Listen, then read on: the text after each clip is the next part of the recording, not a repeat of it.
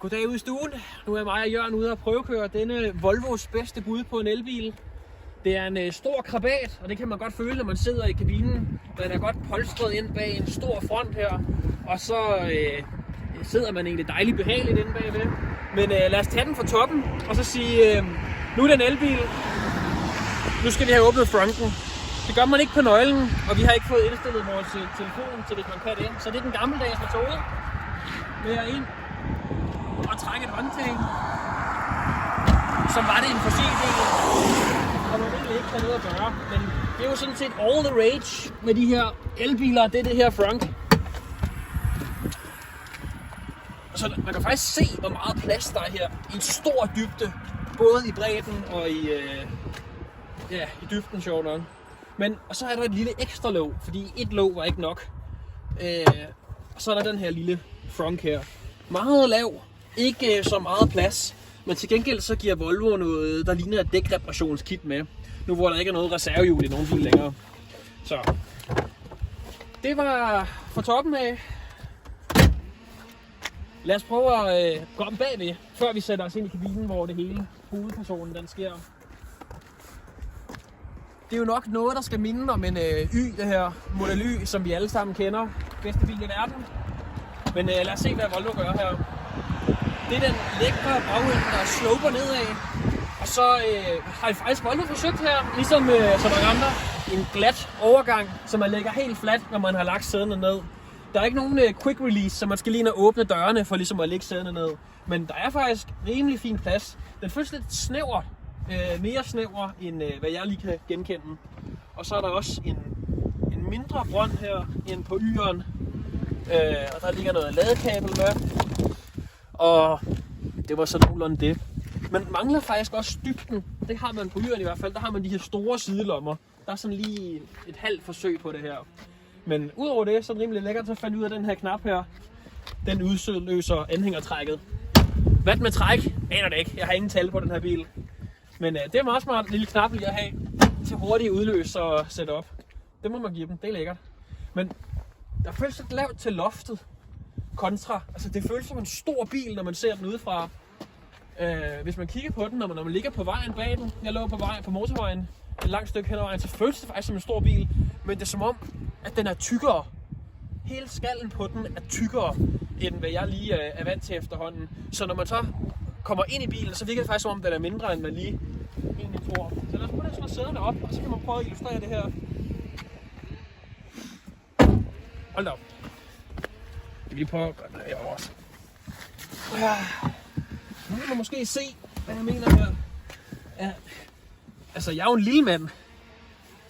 Så jeg sidder faktisk godt herinde, og jeg føler mig polstret. Det er nogle lækre materialer, og dufter dejligt af en ny bil. Men jeg tror, jeg er overrasket over, hvor lidt plads og følelser er, kontra hvor stor bilen er. Så det er som om, der bare er sådan en ekstra god godstykkelse i det hele. Og det kan jo være, det er Volvo-stil, og det er det, der gør det så dejligt stille at køre i. Skal vi prøve at sætte os ind på forslaget?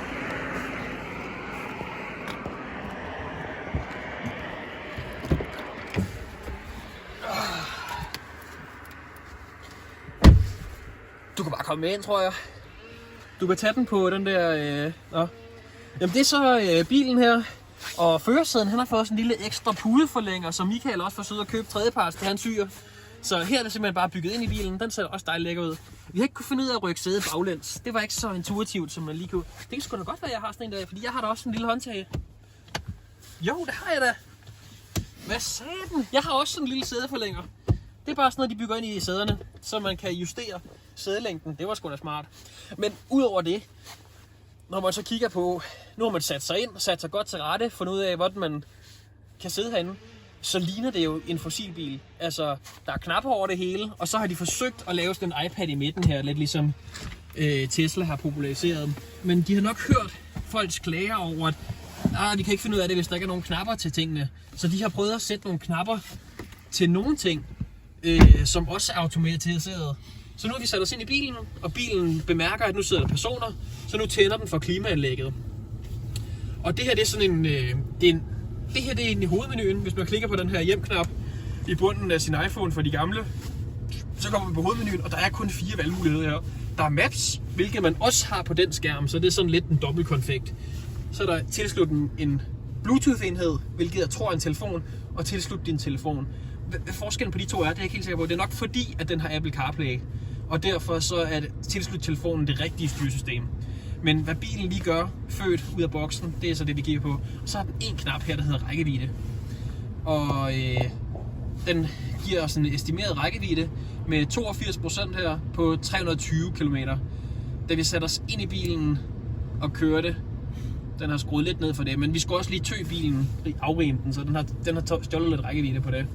Og så har vi det her så klimaanlæg her, hvor vi nu har sat den på auto. Men der er jo sådan en knap her, der tænder for den der. Så jeg kan både klikke her på touchskærmen, eller jeg kan klikke på den fysiske knap, der gør det samme. Eller jeg kan klikke på auto, og så skulle den gerne fatte, hvad jeg gerne vil. Så det føles sådan lidt, ikke så...